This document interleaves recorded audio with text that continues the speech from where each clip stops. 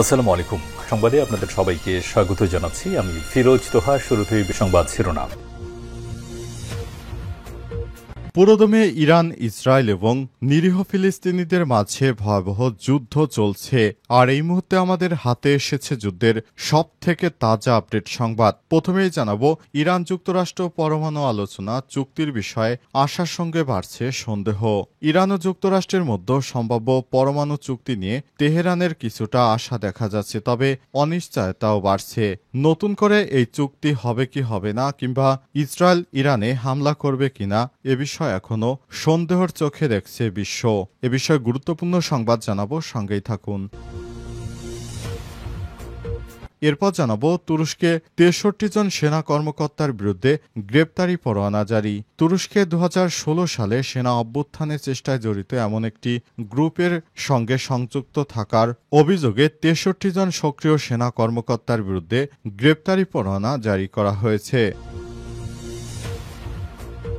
এদিকে হিন্দুস্তান টাইমসের প্রতিবেদন, ভারতের সঙ্গে জাহাজ নির্মাণ চুক্তি বাতিল করল বাংলাদেশ।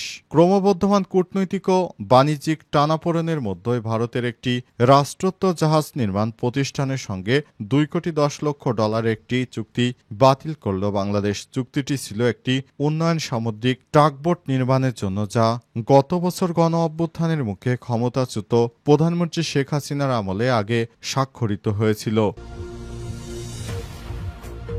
এদিকে চীনকে নিয়ে আঞ্চলিক জোট গড়তে চায় পাকিস্তান। বাংলাদেশ, চীন ও আফগানিস্তানকে নিয়ে আঞ্চলিক জোট গড়তে চায় পাকিস্তান। দেশটির উপপ্রধানমন্ত্রী ও পররাষ্ট্রমন্ত্রী ইসাক দার আজ এই কথা জানিয়েছেন। তিনি বলেন, তিনটি দেশকে নিয়ে জোট গঠন করলে এটি পাকিস্তানের অবশ্যই এগিয়ে যাওয়া উচিত। এবং সর্বশেষ জানাবো, বাংলাদেশের অর্থনীতিতে বড় ধাক্কার মুখোমুখি বলছে জাতিসংঘ।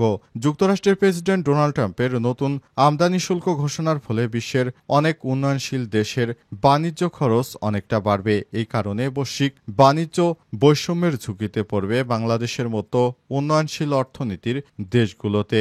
এ সময় উন্নয়নশীল দেশের রপ্তানি সম্ভাবনা কমবে পোশাক ও কৃষি খাতে। প্রিয় দর্শক, এতক্ষণ শুনছিলেন সংবাদ শিরোনাম, এবারে বিস্তারিত। তবে তার আগে বন্ধুরা, অনুরোধ থাকবে এই সংবাদটিতে একটি লাইক দিন। এই চ্যানেলে আপনি নতুন হয়ে থাকলে আমাদের সংবাদটি দেখতে দেখতে চ্যানেলটি সাবস্ক্রাইব করে রাখুন। কমেন্ট করে বন্ধুরা আপনার মূল্যবান মতামত জানিয়ে দিন আপনি বিশ্বের কোন দেশ থেকে বা বাংলাদেশের কোন স্থান থেকে আমাদের সংবাদটি দেখছেন এবং শুনছেন। আর বন্ধুরা, গাজা যুদ্ধে আপনি যদি নিরীহ ফিলিস্তিনিদের ভালোবেসে থাকেন, কমেন্টে ইয়েস লিখে বিশ্ববাসীকে জানিয়ে দিন। সংবাদটি আপনার সোশ্যাল মিডিয়া ফেসবুকে শেয়ার করে বন্ধুদের দেখার সুযোগ করে দিন। এবারে বিস্তারিত।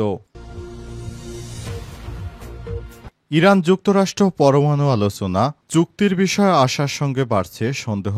ইরান ও যুক্তরাষ্ট্রের মধ্যে সম্ভাব্য পরমাণু চুক্তি নিয়ে তেহরানে যেমন কিছুটা আশা দেখা যাচ্ছে, তেমনি বাড়ছে অনিশ্চয়তাও। একদিকে যখন যুক্তরাষ্ট্রের প্রেসিডেন্ট ডোনাল্ড ট্রাম্প বলছেন ইরানের সঙ্গে একটি চুক্তির ব্যাপারে খুব কাছাকাছি পৌঁছেছে, অন্যদিকে ইরানের সর্বোচ্চ নেতা আয়াতুল্লাহ আলী খামেনি নতুন কোনো চুক্তির সম্ভাবনাকে উড়িয়ে দিচ্ছেন। তেহরানের উত্তরাঞ্চলে তুলনামূলক ধনী এলাকা তাজরিশের বাসিন্দারা সিএনএনকে জানিয়েছেন, নিষেধাজ্ঞা শিথিলের সম্ভাবনায় সুখবর হলেও ট্রাম্পের নেতৃত্বে যুক্তরাষ্ট্রের প্রতি আস্থাশীল হতে পারছেন না তারা। স্থানীয় বাসিন্দারা হোমান ঘারুনজাদে বলেছেন, যদি যুক্তরাষ্ট্র আমাদের নিরস্ত্র হওয়া সত্ত্বে নিষেধাজ্ঞা তুলে দিতে চায়, তবে সেটা কোনো ভালো চুক্তি নয়। ইরানের পররাষ্ট্রমন্ত্রী আব্বাস আরাগচি ওয়াশিংটন পোস্টকে বলেছেন, যুক্তরাষ্ট্রের প্রশাসনিক ও সংসদীয় বাধাই মার্কিন ব্যবসাগুলোকে ইরানের $1 ট্রিলিয়ন বাজার থেকে দূরে রেখেছে। তিনি দাবি করেন, চুক্তি হলে সেটি একটি বৈপ্লবিক পরিবর্তনের সূচনা করবে। এমন আলোচনার মধ্যেই রোমে শুরু হচ্ছে ইরান ও যুক্তরাষ্ট্রের 5ম দফা পরমাণু আলোচনা। তবে ইরানি সূত্রগুলো বলছে, তারা আলোচনার বড় কোনো অগ্রগতি আশা করছে না। তেহরানের ধারণা শুধুমাত্র চাপ সৃষ্টি করতে আলোচনা করছে যুক্তরাষ্ট্র। এদিকে 5ম দফা আলোচনায় বসা ঠিক আগে ইরানের উপর নতুন এক নিষেধাজ্ঞা আরোপ করেছে মার্কিন যুক্তরাষ্ট্র। মার্কিন পররাষ্ট্র দপ্তর জানিয়েছে, ইরানের নির্মাণ খাত প্রত্যক্ষ এবং পরোক্ষভাবে আইআরজিসির নিয়ন্ত্রণে পারমাণবিক ও ক্ষেপণাস্ত্র কর্মসূচির সঙ্গে যুক্ত অন্তত 10টি কৌশলগত উপাদান তারা ব্যবহার করছে বলে মনে করে যুক্তরাষ্ট্র। তাই নতুন এই নিষেধাজ্ঞা এ বিষয়ে ইরানের পররাষ্ট্র মন্ত্রণালয়ের মুখপাত্র বলেছেন, এই নিষেধাজ্ঞার মাধ্যমে পরমাণু চুক্তিতে যুক্তরাষ্ট্রের সদিচ্ছা নেই বলে প্রমাণিত হচ্ছে। তুরস্কের 63 সেনা কর্মকর্তার বিরুদ্ধে গ্রেপ্তারি পরোয়ানা জারি। 2016 সালে অভ্যুত্থানের চেষ্টা। তুরস্কের 2016 সালে সেনা অভ্যুত্থানের চেষ্টায় জড়িত এমন একটি গ্রুপের সঙ্গে সংযুক্ত থাকার অভিযোগে 63 জন সক্রিয় সেনা কর্মকর্তার বিরুদ্ধে গ্রেপ্তারি পরোয়ানা জারি করা হয়েছে। দেশটির প্রধান পাবলিক প্রসিকিউটর অফিস জানিয়েছে, অভিযুক্তদের মধ্যে 4 জন কর্নেল রয়েছে। তারা সেনাবাহিনী, নৌবাহিনী, বিমান বাহিনীর সদস্য। 2016 সালে জুলাই মাসে বিদ্রোহী সামরিক ইউনিট আঙ্কারা ও ইস্তানবুলে সড়কে নেমে সরকারের বিরুদ্ধে অভ্যুত্থানের চেষ্টা চালায়। এতে প্রায় 290 জন নিহত হয়। সে সময় যুদ্ধবিমান থেকে পার্লামেন্ট ভবন ও প্রেসিডেন্সিয়াল প্যালেসে বোমাবর্ষণ করা হয় এবং প্রেসিডেন্ট রিসেপ তাইপ এরদোয়ানের ছুটিতে থাকার সময় অল্পের জন্য প্রাণে বেঁচে যান। এই ঘটনার পর তুরস্কে ব্যাপক অভিযানের অংশ হিসেবে সেনাবাহিনী, পুলিশ, বিচার বিভাগ ও অন্যান্য রাষ্ট্রীয় প্রতিষ্ঠানে হাজার হাজার ব্যক্তিকে গ্রেপ্তার করা হয়। 2016 সালের 15 জুলাই প্রেসিডেন্ট রিসেপ তাইপ এরদোয়ানকে ক্ষমতা থেকে সরিয়ে দিতে সামরিক অভ্যুত্থানের চেষ্টা করা হয়। তবে সরকারের কঠোর হস্তক্ষেপ ও জনগণের অংশগ্রহণে তা ব্যর্থ হয়ে যায়। অভ্যুত্থানের পরপরই 1.5 লাখের বেশি সরকারি কর্মকর্তাকে বরখাস্ত করা হয় এবং আরও প্রায় 50,000 ব্যক্তিকে আটক করা হয়। এরই ধারাবাহিকতায় নতুন করে আবার 63 জন সেনাবাহিনীর কর্মকর্তাকে তাদের বিরুদ্ধে গ্রেপ্তারি পরোয়ানা জারি করা হয়েছে। দ্য হিন্দুস্তান টাইমসের প্রতিবেদন, ভারতের সঙ্গে জাহাজ নির্মাণ চুক্তি বাতিল করল বাংলাদেশ।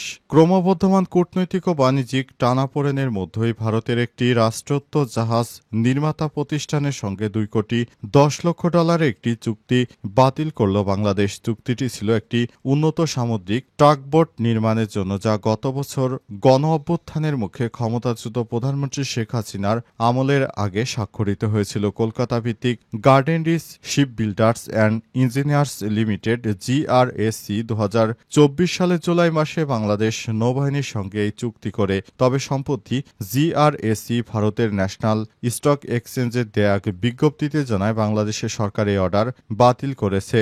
এই চুক্তি ছিল ভারতের সরকারের পক্ষ থেকে প্রতিরক্ষা খাতে বাংলাদেশকে দেয়া $50 কোটি ঋণ রেখার অধীনের প্রথম বড় প্রকল্প। 800 টন ধারণ ক্ষমতা সম্পন্ন একটি সমুদ্রগামী ট্রাকবোট নির্মাণের লক্ষ্যে এই চুক্তি করা হয়েছিল। এই চুক্তি বাতিলের সিদ্ধান্ত এমন সময় এলো যখন গত সপ্তাহে ভারত বাংলাদেশে তৈরি পোশাক আমদানিতে কড়াকড়ি আরোপ করেছে। এছাড়াও চলতি মে মাসে ভারত উত্তর পূর্বাঞ্চলে 11টি স্থলবন্দর দিয়ে বাংলাদেশি ভোক্তা পণ্যের আমদানি নিষিদ্ধ করে, যা প্রায় $700 মিলিয়ন পোশাক রপ্তানিকে প্রভাবিত করতে পারে। বাংলাদেশের 93% তৈরি পোশাক রপ্তানির স্থলবন্দর দিয়ে হয়ে থাকে। এর আগে এপ্রিল মাসে ভারত বাংলাদেশি রপ্তানি পণ্যের জন্য ভারতীয় বিমানবন্দর ও সমুদ্র বন্দর ব্যবহার করে তৃতীয় দেশে ট্রান্সশিপমেন্টের সুবিধা বাতিল করে। পাল্টা পদক্ষেপ হিসেবে বাংলাদেশ 13 এপ্রিল থেকে ভারতের সুতা রপ্তানি স্থলবন্দর দিয়ে বন্ধ করে দেয়। 2023-24 অর্থবছর বাংলাদেশ ছিল ভারতের বৃহত্তম উপমহাদেশীয় বাণিজ্য অংশীদার। ভারতের রপ্তানি বাংলাদেশে ছিল $1,106 কোটি, আমদানি ছিল $180 কোটি। সূত্র দ্য হিন্দুস্তান টাইমসের। বাংলাদেশের অর্থনীতিতে বড় ধাক্কার মুখোমুখি বলছে জাতিসংঘ।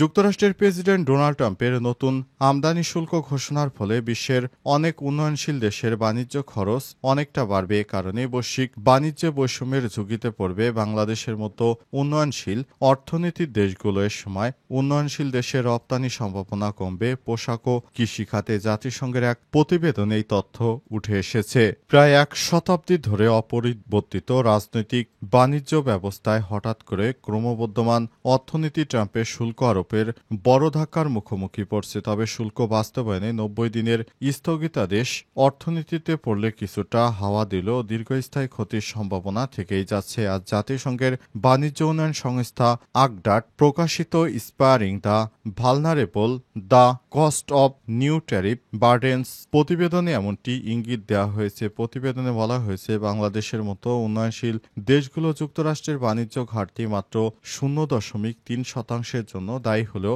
রপ্তানি ব্যয় বাড়িয়ে দিচ্ছে সব দেশের নতুন শুল্ক নীতি। ফলে মার্কিন বাজারে প্রবেশ কঠিন হয়ে পড়বে, বিশেষ করে পোশাক ও কৃষিপণ্যের মতো খাতগুলোতে রপ্তানির সম্ভাবনা কমবে। যুক্তরাষ্ট্রের আমদানির উপর 10% হারে সর্বজনীন শুল্ক আরোপ করলেও জুলাই দেশভিত্তিক অতিরিক্ত শুল্ক কার্যকর হবে। এতে বাংলাদেশের মতো দেশগুলোর আমদানি শুল্ক বেড়ে 44% হতে পারে, যা দেশগুলোর অর্থনীতিতে ঝুঁকিতে ফেলতে পারে বলেও প্রতিবেদনে পূর্বাভাস দেওয়া হয়েছে। অবস্থায় বাংলাদেশের অন্তর্বর্তীকালীন সরকার অনেকগুলো পদক্ষেপ গ্রহণ করেছে। তার মধ্যে হচ্ছে তারা যুক্তরাষ্ট্রের বিভিন্ন পণ্যের শুল্কের হার 0 পর্যন্ত নামিয়ে আনবে, যাতে করে যুক্তরাষ্ট্রে বাংলাদেশের পোশাক পাঠালে সেখানে বড় ধরনের ট্যারিফ না হয়।